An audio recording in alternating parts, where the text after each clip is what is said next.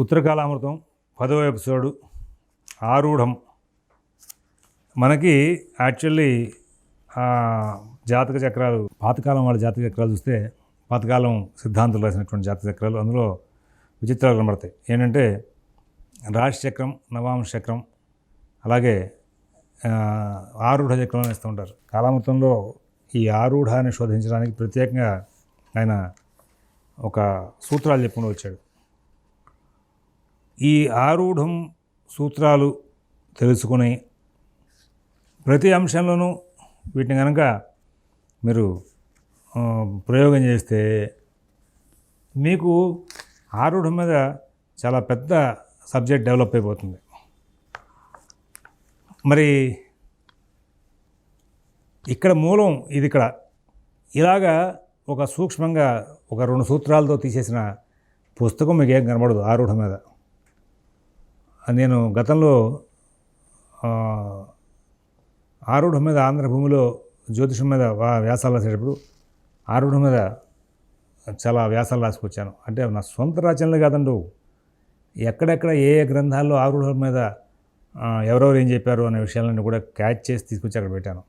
అయితే ఈ ఆరూఢంతో ముడిపెట్టి పెద్ద పెద్ద గ్రంథాల్లో ఎక్కడైనా ఫలితాలు చెప్పారా అనే విషయాన్ని మీరు మళ్ళీ ఇంకో కోణంలో స్టడీ చేయాల్సిన అవసరం ఉంది.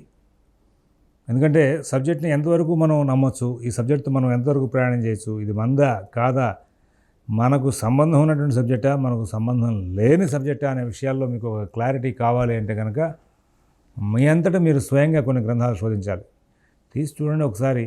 జాతక పారిజాతం కానీ, లేకపోతే సర్వార్థ చింతామణి కానీ, సారావళి కానీ, మానసాగరం కానీ, బృహజ్జాతకం కానీ, ఆ తర్వాత మళ్ళీ బృహత్పరాశరి హోరాశాస్త్రం కానీ, మరి హోరారత్నం కానీ, హోరా నిర్ణయ సంగ్రహం కానీ, ఇట్లాంటి గ్రంథాలని కూడా తీసి చూస్తే అందులో ఈ ఆరూఢం మీద ఉన్న చెప్పాడా అనే క్లారిటీ కూడా మీకు కలిగి ఉండి మీరు ముందుకు వెళ్ళాల్సిన అవసరం ఉంది. ఇక్కడ ఆ క్లారిటీ విషయంలో నేను చెప్పిన పని చిన్న పనే. ఎక్కడెక్కడ ఏ గ్రంథాల్లో ఆరూఢం మీద వివరాలు ఉన్నాయని దాన్ని నేను మీకు చెప్పనప్పుడు అర్థమైందా?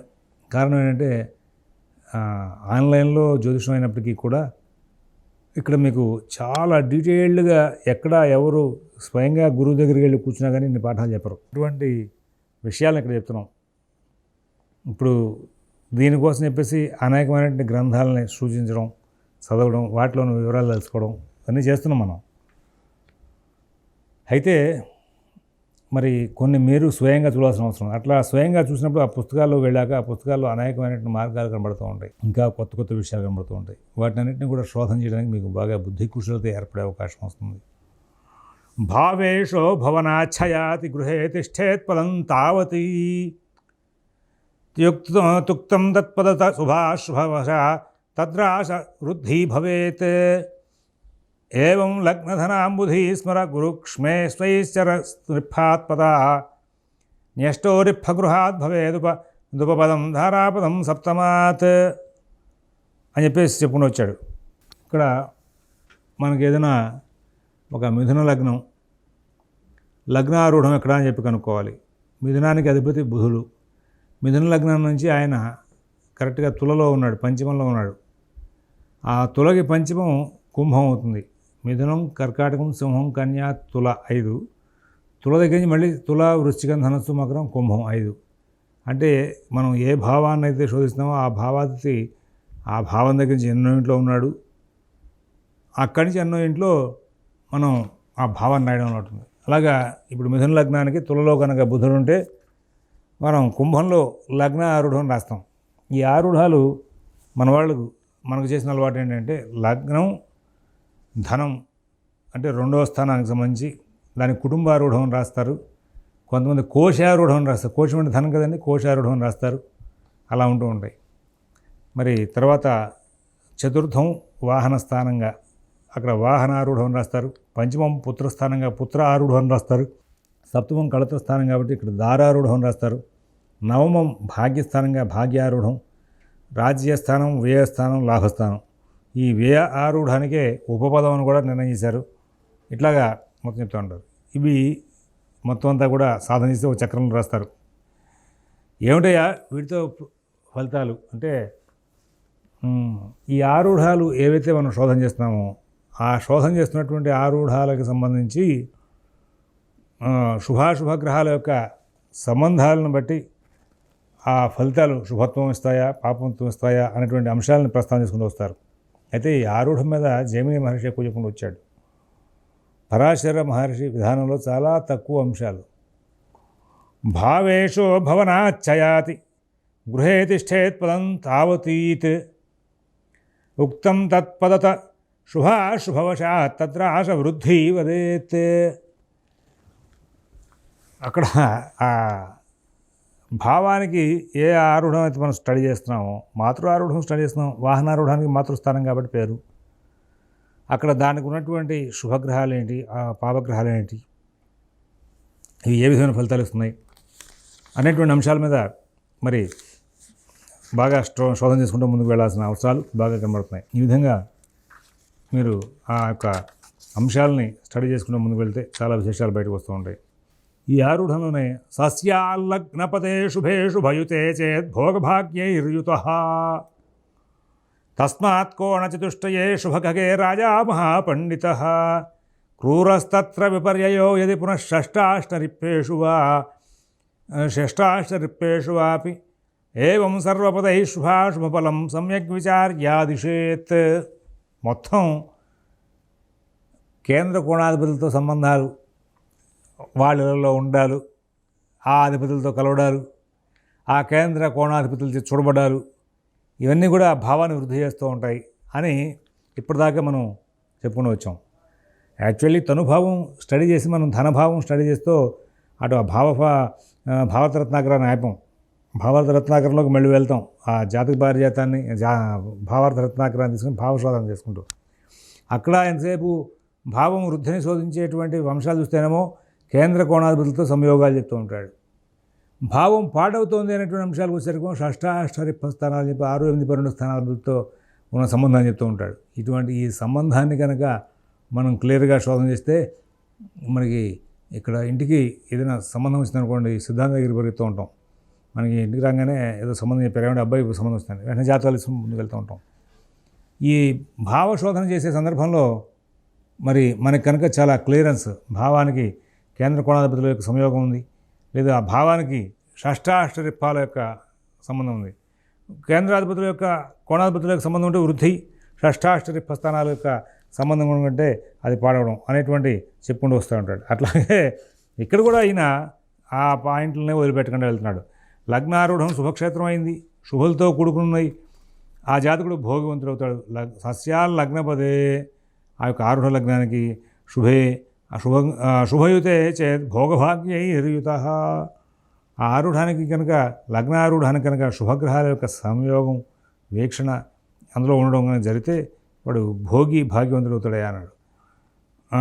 అలాగే ఈ ఆరుఢ లగ్నాన్ని స్టడీ చేస్తున్నాను నేను. ఆరుఢ లగ్నాత్తు కేంద్రంలో, ఆరుఢ లగ్నాత్తు కోణాల్లో కనుక శుభగ్రహాలు కనుక ఉంటే తస్మాత్ కోణ చతుష్టయే శుభగకే రాజా మహాపండిత. వాడు విద్వాంసుడు అవుతూ ఉంటాడు, రాజు అవుతాడంటే వాడు చేసే వృత్తిలో వాడు కింగ్లాగా ఉంటాడు. రాజు అంటే ప్రతివాడిని తీసుకెళ్ళి రాజు చేస్తానంటే భారతదేశం పనికాదు, ఇంక ప్రతివాడు వేరే దేశాల్లో పుట్టాలి ఈ జ్యోతిషాన్ని కరెక్ట్ చేయాలంటే. ఇక్కడ లేరుగా రాజు. ఈ రాజు అనే పదాన్ని ఎట్లా అన్వయం చేయాలంటే, మనం చేస్తున్నటువంటి వృత్తి విషయాల్లో మనం పెద్ద స్థాయిలో ఉన్నాం, అది రాజయోగం కింద మనం అన్వయం చేయాలి. అంతేగాని ఊరికనే రాజయోగం ఉండరు కదా, ఎమ్మెల్యే అయితేనే రాజు, ఎంపీ అయితేనే రాజు, మినిస్టర్ అయితేనే రాజు, సీఎం అయితేనే రాజు అని అనుకోకూడదు. ఇప్పుడు ఎలక్షన్లు వస్తున్నాయి కదండి, ప్రతి వాళ్ళు జాతకాలు చూసి చెప్తూ ఉంటారు రాజయోగం ఉంది. రాజయోగం ఉంది అంటే బాగుంది, ఇప్పుడు పోటీ చేసేవాళ్ళు ఎవడు ఎమ్మెల్యే అవుతాడు, ఎవడు సీఎం అవుతాడు అనేది వర్గీకరణ చేయాలంటే ఎట్లా చేస్తావు? ఎమ్మెల్యే అయినా రాజయోగమే అంటే ఆ స్థానాధిపతులు వాళ్ళ యొక్క స్థితిలో బాగా రాజయోగాలు ఇచ్చేవాళ్ళైతే కనుక అప్పుడు ఇవంతా కూడా మరి మార్పు తీసుకుని వాడికి రాజయోగం చిన్న స్థాయిలో లేదా పెద్ద స్థాయిలో ఉంది కాబట్టి వాడు ఎమ్మెల్యే దగ్గర ఆగిపోతాడు అనడానికి లేదు, ఖచ్చితంగా వాడు పెద్ద స్థాయిలో వెళ్తాడు, సీఎం అవుతాడు అనేది మన వాళ్ళు నిర్ణయం చేస్తూ ఉంటారు. అలాంటి అనుభవాలని ఇక్కడ ఆరుఢం మీద కూడా పెడితే మళ్ళీ ఇక్కడ దాంట్లో ఇంకో 4 పాయింట్లు చెప్తుంటారు. తర్వాత కేంద్ర కోణాల్లో ఆరుఢ లగ్నం స్టడీ చేస్తున్నావు, ఆరుఢ లగ్నానికి కేంద్రంలో కోణాల్లో కనుక శుభగ్రహాలు ఉంటే కనుక వాడు గొప్ప విద్వాంసుడు అవుతాడు, రాజు అవుతాడని చెప్పి అక్కడే కనుక ఒకవేళ పాపగ్రహాలు కనుక చేరితే క్రూరస్తత్ర విపర్యయ, ఆ లగ్నానికి సంబంధించి ఆరు లగ్నానికి కేంద్రాల్లో కోణాల్లో పాపగ్రహాలు కనుక ఉంటే అక్కడ పాపగ్రహాల ప్రభావం చేత ఈ పైన మహావిద్వాంసులు రాజు అనుకున్నాం కదండి, ఆ యోగాలని పోయి మరి వాడు కొంచెం దరిద్రమైనటువంటి ఫలితాలు పొందే అవకాశం వస్తుంది. తర్వాత ఈ కేంద్ర కోణాలు కాకుండా 6, 8, 12 స్థానాల్లో ఆరోహడానికి 6, 8, 12 స్థానాల్లో పాపులు కనుక ఉంటే నిర్భాగ్యుడు విద్యాహీనుడు అవుతాడు. ఆ ప్రకారం సకల ఆరూఢం వలన కూడా మంచి చెడ్డలు చెప్పుకోవాలని చెప్పేసి విద్వాంసులు చెప్పుకుంటూ వచ్చారు. ఈయన ఇంకా అనేకమైనటువంటి విషయాలను ప్రస్తావించారు. తద్వత్పుత్ర కుటుంబ భాగ్యవదతో భావేర్గురోర్లగ్నపాత్ తస్మాచ్చోపపదాద్వదేచ్ఛ్వఖగైర్యోగేక్షణాత్ పుత్రతాం అనే విషయాలను తీసుకొచ్చారు ఇక్కడ.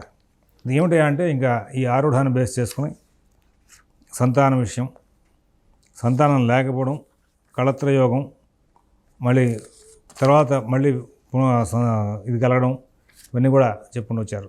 సరే, వీటిని శోధన చేసే ముందు ఒక్కసారి ఈ ఆరూఢం మీదకి మళ్ళీ వెళ్తే, ఆరూఢంలో సహజంగా ఉపపద స్థానానికి చాలా విశేషమైనటువంటి స్థానం ఉంది. ఆరూఢ ఉపపదంలో గ్రహాలు కనుక పడితే ఎన్ని గ్రహాలు పడతాయో అన్ని గ్రహాల యొక్క ప్రభావం మీకు చెడు ఫలితాలను సూచిస్తూ ఉంటుంది అని చెప్పుకుంటూ ఉంటారు. అయితే ఆరూఢంలో మరి ఇతరమైనటువంటి పాపగ్రహాలు కాకుండా ఆరూఢ ఉపపదంలో శుభగ్రహాలు చేరితే ఆ భావాలు పాడుతూ ఉంటాయి. కాబట్టి మీరు ఎప్పుడైనా సరే మీరు జాతకాలు చెప్పేటప్పుడు కూడా ఆ గ్రహాల యొక్క ప్రభావాలని చూసుకుంటూ ముందుకు వెళ్ళాలి అని చెప్పేసి షష్ఠఖండలోకి వెళ్ళాక తుంగే స్వీయ గృహేధిమిత్ర భవనే మిత్రే సమే వైరిణి ఏవం పాపయుతే పరాజయుతే ఖేటేర్కయుక్తే క్రమాత్ దీప్తా సా స్థిమితా తథా చ ముదితా శాంతా చ హీనా తథో దుఃఖా స్యాత్ ఖలా వికలా ఖలాసురపి సా కోపేద్యవస్థానవ అంటాడు. ఇక్కడ అవస్థలు అని చెప్పి ఉన్నాయి. ఆ అవస్థలను చెప్పుకుంటూ ఆ అవస్థల్లో వాడు మొత్తం అంతా చెప్పుకుంటూ వస్తాడు. ఏమంటే ఏ గ్రహానికి ఏ అవస్థలో ఉంది అంటే ఎట్లాగా ఈ అవస్థ నిర్ణయం చేయడం అంటే, మరి ఉచ్చరాశిలో ఉంటే కనుక దీప్తావస్థ అని, మరి స్వక్షేత్రంలో కనుక ఉంటే స్వస్థావస్థ అని, అధిమిత్ర క్షేత్రంలో ముదితావస్థ అని, మిత్రగ్రహ స్థితిలో కనుక శాంతావస్థ అని, సమగృహ స్థానంలో కనుక ఉంటే హీనావస్థ అని, శత్రుగృహంలో కనుక ఉంటే దుఃఖావస్థ అని, పాపనీచుడితో కలిస్తే పాపంతో కూడినటువంటి వాడు వికలావస్థ అని, అలాగే ఇక్కడ సూర్యుడితో కూడినటువంటి వాడు కోపావస్థ అని చెప్పేసి ఇలా 9 రకాలైనటువంటి విషయాలని చెప్పుకుంటూ వచ్చాడు. ఈ అవస్థలు 9టిని మనం ఇక్కడ దీప్తాసా తథా దీప్తాసా స్థిమితా తథా చ ముదితా శాంతా చ హీనాథో దుఃఖా స్యాద్ వికలా ఖలాసురపి సా కోపేత్యవస్థారవ అని చెప్పేది చెప్పాడో ఆ యొక్క అవస్థలన్నింటినీ కూడా మనం తెలుసుకుని ముందుకు వెళ్ళడంలో బాగుంటుంది. ఎందుకంటే ఎక్కడో చోట మీకు జాతక పారిజాతంలో ప్రారంభంలో అంశాలు చెప్పే ఉత్తమాంశ, గోపురాంశ, పారిజాతాంశ అని అవి దృష్టిలో లేకపోవడం మూలంగా గ్రంథం చదువుతుండగా అవతల ఆ అంశాల పేర్లు ఉటంకించి ఫలితాలు చెప్తున్నప్పుడు మనం వాటిల్లో పాఠాన్ని ముందు కదిలించలేకపోయాం. కారణం అంటే మనకి సబ్జెక్ట్ మీద మళ్ళీ వెనక్కాల్సి వస్తుంది. ఇది ఇక్కడ కొన్ని విషయాలని ఎక్కడెక్కడ మనం చెప్పేసుకున్నటువంటి విషయాలు ఉంటాయో అవన్నీ కూడా బాగా అనుకూలింపజేసుకుంటూ ముందుకు వెళ్ళాలి. అలా అనుకూలింపజేసుకుంటూ ముందుకు వెళ్ళాలి అంటే కనుక ఒక పట్టు రావాలి. సహజంగా ఏవైతే అవస్థలు చెప్పుకుంటూ వచ్చాడో ఈ యొక్క అవస్థలు మరి ప్రతిసారి కూడా మరి అనుకూలం లేకుండా తేడాలు వస్తూ ఉంటాయి. గ్రంథానికి తేడా ఉన్నాయి. వీటి మీద ఈ గ్రంథానికి తేడా ఉన్న అంశాన్ని కనుక మనం తెలుసుకోవాలి అంటే వాటినన్నింటినీ కూడా దాటుకుంటూ ముందుకు వెళ్ళాలి అంటే కనుక మనకి బహుగ్రంథాల మీద అన్వేషణ, వాటిలో ఉన్న విశేషాలని స్టడీ చేసుకుంటూ ముందుకు వెళ్ళాల్సిన అంశాలు చూసుకోవాల్సిన అవసరం ఉంది. అవన్నీ కూడా గమనించుకుంటారని చెప్పి సూచించుతూ స్వస్తి.